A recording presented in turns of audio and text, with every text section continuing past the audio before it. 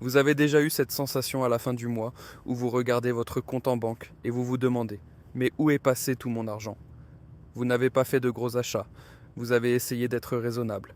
Et pourtant, votre budget est encore dans le rouge. Ce n'est pas une question de malchance. Ce sont souvent vos dépenses cachées qui sabotent vos finances sans que vous ne vous en rendiez compte. Dans cette vidéo, je vais vous montrer comment ces petites dépenses invisibles s'accumulent, pourquoi elles sont si dangereuses pour votre budget, et surtout comment les repérer et les éliminer une bonne fois pour toutes. Préparez-vous à voir vos finances sous un tout nouveau jour.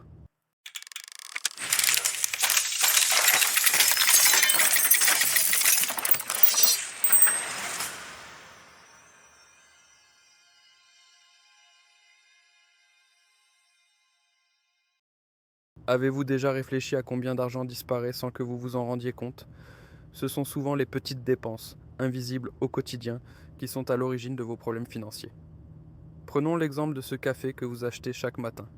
Vous pensez peut-être que 2 ou 3 euros n'ont pas d'impact, mais savez-vous qu'en achetant ce même café tous les jours, vous dépensez plus de 50 euros par mois? Et avez-vous déjà envisagé que cet argent pourrait être investi ailleurs ou ajouté à vos économies? Ces petites dépenses semblent insignifiantes, mais lorsqu'elles s'accumulent, elles deviennent un fardeau sur votre budget, sans que vous le ressentiez. Mais ce n'est pas tout. Il y a aussi ces abonnements que vous n'utilisez pas, mais pour lesquels vous continuez à payer. Abonnements, Netflix, Spotify ou même des applications de fitness que vous n'avez pas terminé d'utiliser, mais qui continuent à débiter votre compte chaque mois. Combien de fois avez-vous vu ces abonnements dans votre relevé bancaire et vous vous êtes dit: je dois les annuler pour finalement oublier? Chaque abonnement inutilisé signifie de l'argent qui part sans utilité.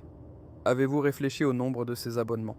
Savez-vous combien d'argent vous perdez chaque mois sur des services que vous n'utilisez même pas? Ensuite, il y a l'achat impulsif ou émotionnel. Vous vous retrouvez à acheter quelque chose dont vous n'aviez pas besoin, simplement parce que c'était une offre alléchante.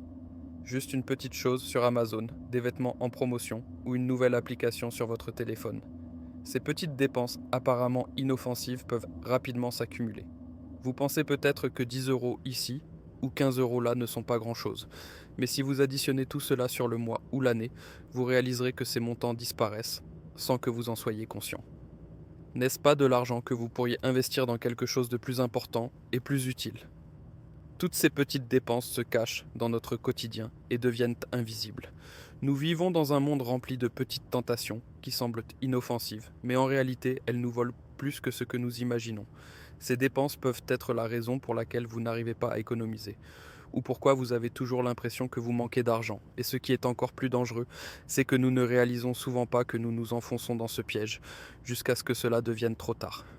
Vous vous demandez probablement pourquoi ces petites dépenses échappent à votre vigilance, malgré leur accumulation régulière. Eh bien, la première raison est leur nature répétitive. Beaucoup de ces dépenses, comme un abonnement à une application ou un service, sont prélevées automatiquement, souvent sans que vous ayez à intervenir. Et comme elles sont fréquentes, on finit par les oublier et ne pas les comptabiliser dans notre budget mensuel. La deuxième raison, c'est leur faible montant individuel, un café à emporter, quelques euros de plus sur un achat en ligne, ou un petit supplément dans un restaurant. Tout ça semble insignifiant sur le moment, mais quand on les additionne, ces petites sommes se transforment en une facture bien plus lourde. Ensuite, il y a le facteur habitude. Vous avez pris l'habitude de ces dépenses sans même y réfléchir. Chaque mois, vous payez le même abonnement sans vous demander si vous l'utilisez vraiment. Ou vous vous dites: ce n'est qu'un petit achat de 3 euros, ça ne va pas changer grand-chose. Mais c'est justement cette répétition qui fait toute la différence. Sans prendre un moment pour y réfléchir, vous laissez ces dépenses passer sous le radar. Et enfin, il y a la méconnaissance.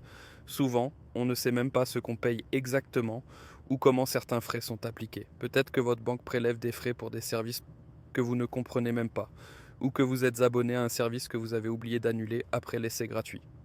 Ce qui rend ces dépenses cachées si dangereuses, c'est leur capacité à passer inaperçues, jusqu'à ce qu'il soit trop tard. Un abonnement de streaming oublié à 9,99 €, une livraison express à 4 euros, une appli payante que vous n'utilisez plus. Individuellement, ça semble insignifiant. Mais sur un mois, vous pouvez perdre entre 80 et 150 euros sans le réaliser. Sur une année, cela représente plus de 1000 euros, voire davantage.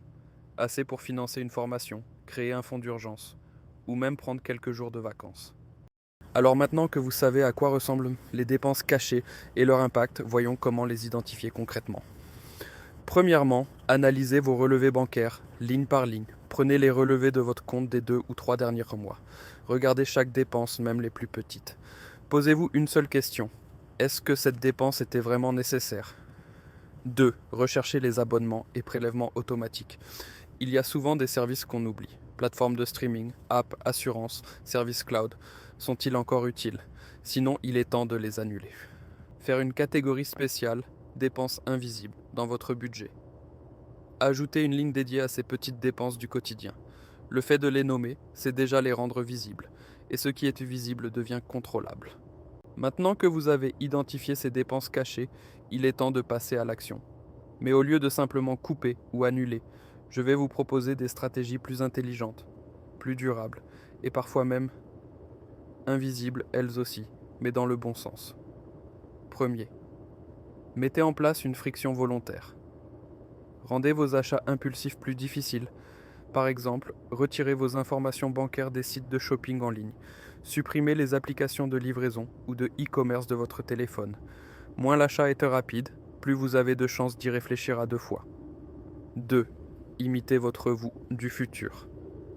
Avant chaque achat, posez-vous une question simple. Est-ce que mon moi de dans 3 mois me remerciera pour cet achat ?